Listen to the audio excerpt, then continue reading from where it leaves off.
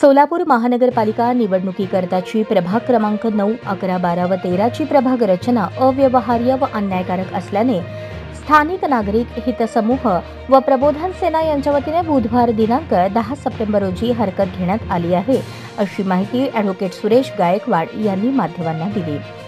राज्यातील स्थानिक स्वराज्य संस्थांच्या निवडणुकीकरता राज्य निवडणूक आयोगाने तयारी सुरू केली आहे. सोलापूर महानगरपालिकेची प्रारूप प्रभाग रचना 3 सप्टेंबर 2025 रोजी प्रसिद्ध केली आहे. शहर सोलापूर महानगरपालिकेकरता एकूण 102 सदस्य निवडून देण्याचे असून त्याकरता 26 प्रभागात विभाजन करण्यात आले आहे. यामध्ये कसबे सोलापूर, रविवार पेठ, दाजी पेठ, विडी घरकुल, MIDC परिसरमधील प्रभाग क्रमांक 9, 11, 12, 13 याची प्रारूप रचना अत्यंत अव्यवहार्य, अन्यायकारक असून नैसर्गिक न्याय तत्वाला तिलांजली देणारी आहे. या चारही प्रभागाची सीमारेखा ठरवताना मुंबई प्रांतिक महानगरपालिका अधिनियम 1949 मधील कलम 5 व 5A ला पूर्णपणे छेद दिला आहे. प्रभागाच्या सीमांचे विभाजन करताना मुख्य रस्ता, नैसर्गिक मर्यादा, नागरिकांचे हित, भाषिक समतोल, अस्तित्वात असणाऱ्या निवासी वसाहतीची रचना, लोकसंख्येचे प्रमाण याचा कुठेही विचार केला नाही. यापूर्वी 2017ला असलेली रचना पुन्हा कायम केली आहे. त्यामुळे सदस्य निवडीतील रोटेशन खंडित झाले आहे. विशेषतः कर्णिक नगर, एकता नगर, पद्मनगर, स्वातंत्र्य सैनिक नगर, सूतमिल परिसर, मल्लिकार्जुन नगर, संगमेश्वर नगर, पडगाजी नगर, कामगार वसाहत, आशानगर, MIDC परिसर आदी वसाहतीचे 3-4 प्रभागात विभाजन करून अत्यंत विस्कळीतपणा केला आहे. ही रचना अव्यवहार्य व अन्यायकारक आहे. याबाबत आपण स्थानिक नागरिक हित समूह आणि प्रबोधन सेना यांच्या वतीने रविवार दिनांक 7 सप्टेंबर 2025 रोजी नागरिकांची प्रभाग सभा घेऊन हरकतीच्या मुद्द्यांवर चर्चा केली. त्या चर्चेतील मुद्द्यांवरून मसुदा तयार करण्यात आला आणि आज बुधवार 10 सप्टेंबर रोजी हरकत दिली असल्याची माहिती ॲडव्होकेट सुरेश गायकवाड यांनी दिली. महानगरपालिकाच नव्हे तर राज्यभरातल्या स्थानिक स्वराज्य संस्था आहेत जी जनतेशी एकदम निगडीत असते, जनहिताच्या प्रश्नासाठी निगडीत असते, अशा स्थानिक स्वराज्य संस्थांच्या निवडणुका आता घोषित होतील. त्या अनुषंगानं राज्य निवडणूक आयोग कामाला लागला.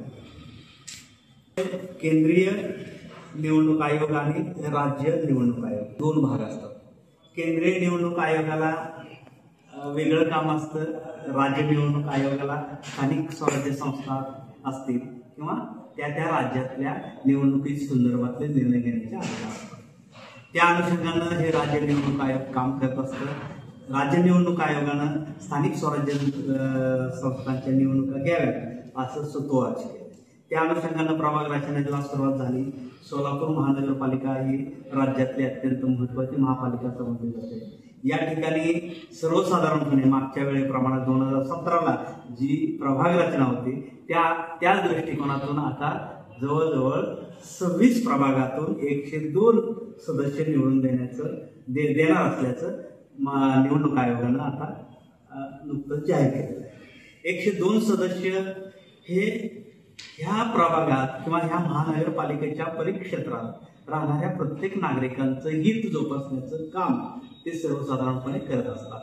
सगळ्यात जवळचा आपल्याला नगरसेवक तोच आपले प्रश्न स्थानिकांचे तो त्या दालनापर्यंत, महानगरपालिकेच्या ज्या प्रशासन व्यवस्थेपर्यंत तो पोहोचवत असतो. त्या अनुषंगानं नगरसेवक निवडून द्यायचे असतात. मग नगरसेवक निवडून देत असताना तो स्थानिक असावा, आपल्या सोयीचा असावा असं सर्वसाधारणपणे प्रत्येकाची धारणा असते आणि त्या अनुषंगानं ती प्रभाग रचना असेल. कारण या ठिकाणी जे 26 प्रभाग पाडले जातात ते प्रभाग रचना करत असताना देखील कायद्यात ही मुंबई प्रांतिक महानगरपालिका अधिनियम 1949 ह्याच्यामध्ये काही तरतूद आहे. सेक्शन 5 आणि 5A म्हणजे 5 हा प्रभाग रचनेविषयीची रचना असावी अशा स्वरूपाचा आशय सांगतो आणि 5A मध्ये आरक्षण कसे असावे ह्याविषयी तरतूद आहे. ही प्रांतिक महानगरपालिका अधिनियम 1949 मधल्या ज्या तरतुदी आहेत त्या तरतुदीचा जर आपण अभ्यास केला तर ही प्रभाग रचना कशी असावी, त्या प्रभाग रचनेमध्ये काय ग्राह्य धरून प्रभाग रचना केली जावी ह्याच्या काही तत्व दिले. त्याच्यामध्ये प्रभाग रचना करत असताना मुख्य रस्ता तो प्रमाण मानला पाहिजे. म्हणजे जे शहरातले जे प्रमुख रस्ते आहेत, गल्लीबोळ नाही तर प्रमुख रस्त्याला प्रमाण मानायचं, ती हद्द समजावी. नैसर्गिक मर्यादा त्यातल्या भारतात आहेत. म्हणजे काही ठिकाणी पूल असेल, उड्डाण पूल असेल, काही ठिकाणी नाले असतील, तर त्याच्या जर काय मर्यादा असतील, कारण त्या नाले किंवा उड्डाण पूल पार करून लोकांना जाऊन त्याचे प्रश्न त्या वेगळ्या ठिकाणी मांडता येऊ नये, त्याच्याही काही नैसर्गिक मर्यादा असतात, त्याच्याविषयी तरतूद दिली आहे. त्यानंतर नागरिकाचं हित पाहिलं जावं प्रभाग रचना करत असताना. त्यानंतर भाषिक समतोल असला पाहिजे. ज्या ठिकाणी जो समूह राहतो, आता ह्या सोलापूर शहरामध्ये विविध भाषिकांचं शहर म्हणून ओळखलं जातं. हिंदू मुस्लिम सह त्यातल्या परत पोट जाती, लिंगायत समाज, मराठा समाज, इतर वेगवेगळे समाज, त्यानंतर पद्मशाली समाज, त्यानंतर हटगर समाज, ह्या मोची समाज, ह्या मोठ्या प्रमाणात वेगवेगळ्या सामाजिक व्यवस्था ह्या सोलापुरात अतिशय गुण्यागोविंदाने राहतात. हे सगळे त्याचाही भाषिक समतोल साधला पाहिजे. आता जर मी ह्या वास्तव्यात या ठिकाणी मराठी भाषिक असेल आणि त्या ठिकाणी तेलुगू भाषिकाचा नगरसेवक आला किंवा तेलुगू भाषिकाच्या ठिकाणी मराठा भाषिकचा जर आला तर त्या ठिकाणी सुद्धा गल्लत होऊ शकते. त्यामुळं स्थानिक समतोल देखील भाषेचा, कारण त्यांना त्यांच्या भाषेत त्यांच्या वेदना त्या नगरसेवकापर्यंत पोहोचवता आला पाहिजे, म्हणून भाषिक समतोल देखील त्या ठिकाणी पाळला पाहिजे. त्यानंतर अस्तित्वात असणाऱ्या निवासी वसाहती, जर आपण नुसता अक्कलकोट रोड परिसर म्हणजे MIDC कसबे सोलापूर परिसर म्हणजे पाण्याची टाकी ते सुतमिल सगळा परिसर, त्यानंतर इकडं मी फक्त सर्वसाधारणपणे आम्ही आमच्या ज्या वेदना आहेत ह्या सगळ्या लोकांच्या ह्या समूहाच्या त्या वेदना एवढ्याच लोकांच्या मानतोय की 9 प्रभाग क्रमांक 9, प्रभाग क्रमांक 11, प्रभाग क्रमांक 12 आणि प्रभाग क्रमांक 13 ह्यांच्यावर जे अन्याय झालाय तो नेमका काय झालाय, ती प्रभाग रचना कशी अव्यवहार्य आहे ह्याविषयी मी जास्त बोलतोय. कारण ह्या प्रभागात राहणारा जे भाषिक समतोल आहे तो प्रभाग रचना आता जी त्यांनी जाहीर केली आहे त्याच्यामध्ये भाषिक समतोल दिसत नाही. त्यानंतर अस्तित्वात असणाऱ्या निवासी व्यवस्था म्हणजे ज्या वसाहती आहेत, वेगवेगळ्या प्रकारच्या वसाहती, म्हणजे ह्या ठिकाणी प्रामुख्यानं ह्या भागात जर मुख्य सगळ्यात वसाहत असेल तर रमाकांत कर्डिंग नगर ब क जवळजवळ 750 ते 800 नागरिकांची वसाहत आहे, म्हणजे ती एवढी घरं आहेत.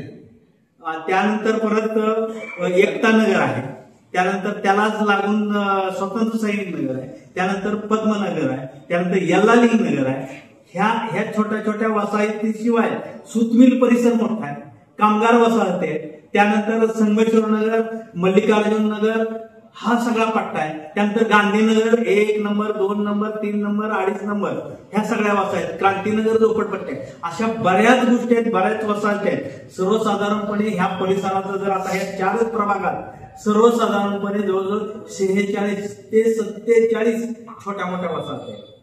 ह्या सगळ्या ठिकाणी जी वसाहती आहेत त्या वसाहतीचे देखील तुकडे केले.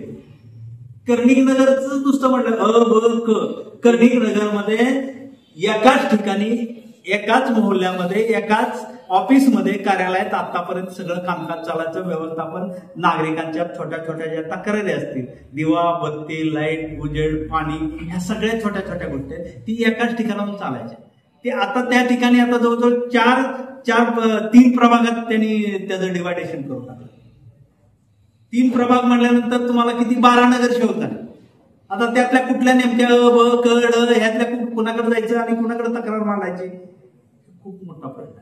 त्यानंतर लोकसंख्येचं प्रमाण देखील ह्या 4 प्रभागाचा जर विचार केला 9, 11, 12 आणि 13 ह्याच्यामध्ये कोणाची लोकसंख्या 32,000 आहे, कोणाची 35 आहे, कोणाची 36 आहे, कोणाची 37 आहे. ह्याच्यामध्ये सुद्धा देखील लोकसंख्येचं प्रमाण जे आहे त्याचा देखील विचार केला नाही. लहान मोठे प्रभाग करून टाकले. सर्व अत्यंत जुळती मूळती प्रभाग रचना असली पाहिजे. ह्या सगळ्या गोष्टीचा विचार केला तर जनहिताचे प्रश्न दुरापास्त होत आहेत. आणि सगळ्यात महत्वाचं सेक्शन 5 मुंबई प्रांतिक महानगरपालिका अधिनियम 5 काय सांगतो तर आरक्षण देत असताना आता ह्यानंतर तुम्ही जे प्रभाग रचनेनुसार जे नगरसेवक निवडून येणार आहे ना ते नगरसेवक निवडून देत असताना ते त्याच्यात रोटेशन पद्धत अस्तित्वाला आली पाहिजे. ती रोटेशन पद्धतच इथे या ठिकाणी संपुष्टात येते. गेल्या वेळी 4च नगरसेवक 2017ला ज्यावेळी इलेक्शन झालं 17-18 त्यावेळी 4 नगरसेवक निवडून दिले. 4 नगरसेवक जे होते त्याच्यामध्ये 2 जनरल 2 ओबीसी होते. आता सुद्धा तेच आरक्षण पडणार आहे परत. म्हणजे ह्याच्यामध्ये रोटेशन पद्धत खंडित झाली. या ठिकाणी जर 3चा प्रभाग झाला असता, 2चा झाला असता किंवा 1च झाला असता तर त्या ठिकाणी मात्र रोटेशन पद्धत आली असते. आता रोटेशन पद्धत राहतच नाही. पहिले जे होतं तेच परत आता त्याची पुनरावृत्ती होती. म्हणजे आता जवळजवळ 8 वर्षानंतर निवडणूक होते. एक तर निवडणूक आयोग असेल किंवा ह्या इथल्या स्थानिक राजकारण असेल, राज्यभरातलं राजकारण असेल, ह्या सगळ्या गोष्टीचा उहापोह झाला.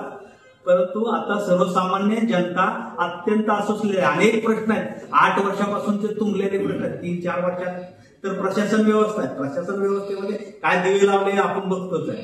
सर्व ह्या भागातले मी आता जी प्रभागाची नावं घेतोय 9, 11, 12, 13 जी प्रभाग आहेत ते अक्षरशः नरक यातना भोगतायत. अशी अवस्था आहे ह्या लोकांची. आमचा संगमेश्वर नगर घ्या, सुतमिल परिसर घ्या, कामगार वसाहत घ्या, या ठिकाणी प्रचंड प्रमाणात चिखल होतो.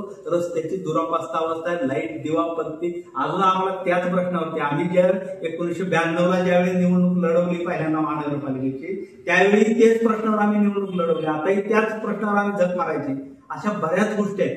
अशा कायद्याचे प्रश्न आहेत, अस्तित्वाचे प्रश्न आहेत, सर्वसामान्य जनहिताचे प्रश्न आहेत. ह्या सगळ्या प्रश्नाला तिलांजली ह्या प्रभाग रचनेमध्ये प्रभाग रचनेमध्ये पुन्हा तोचपणा केलाय. एक ठराविक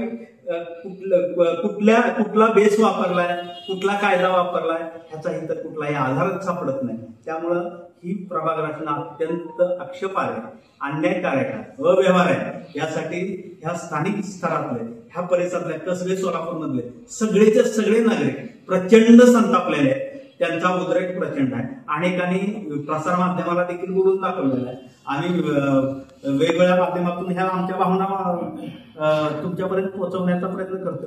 परंतु प्रशासन ते सुस्तावलेलं आहे. जर असं काय असेल तर आम्हाला न्यायालयाचा दरवाजा ठोठावावा लागेल. ही आम्ही या नागरिक समूह, आम्ही आज स्थानिक नागरिक समूह आणि प्रबोधन सेना यांच्या वतीनं आजची मीटिंग आम्ही बोलवली.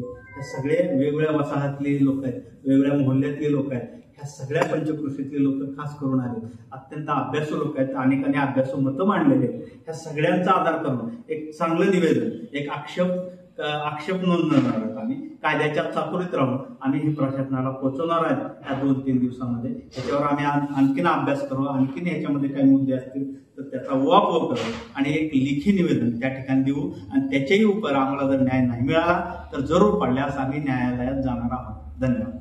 यावेळी कर्णिक नगर संस्थेचे चेअरमन प्राध्यापक अशोक काजळे, प्रबोधन सेनेचे अध्यक्ष टी.ए. जाधव, कर्णिक नगर क संस्थेचे व्हाईस चेअरमन शशिकांत विभूते, यशराज नगरचे ॲडव्होकेट सुनील क्षीरसागर, मल्लिकार्जुन नगरचे जयंत कदम, रंगराज नगरचे रतन गायकवाड, एकता नगरचे प्रशांत माने, पडगाजी नगरचे राजू शिंदे, MIDC परिसर वसाहतीचे बबलू बागवान, गांधीनगर अक्कलकोट रोड परिसराचे क्षीरसागर, कर्णिक नगर ब संस्थेचे व्हाईस चेअरमन प्राध्यापक SR पाटील, सचिव छत्रपती केने, ॲडव्होकेट जयंत शिंदे, ॲडव्होकेट दादासाहेब जाधव, दिनकर जगदाळे, संतोष कांबळे, प्राध्यापक कृष्णात देवकर, शिवसेना उद्धव बाळासाहेब ठाकरे पक्षाचे अनिल कोंडूर, जयंत कदम, नंदकुमार गव्हाणे, सुरेश काळंगे, प्राध्यापक अनिल लोंढे, मोहनराव पाटील आदी उपस्थित होते. या सर्वांनी आपल्या भावना माध्यमांसमोर मांडून संताप व्यक्त केला.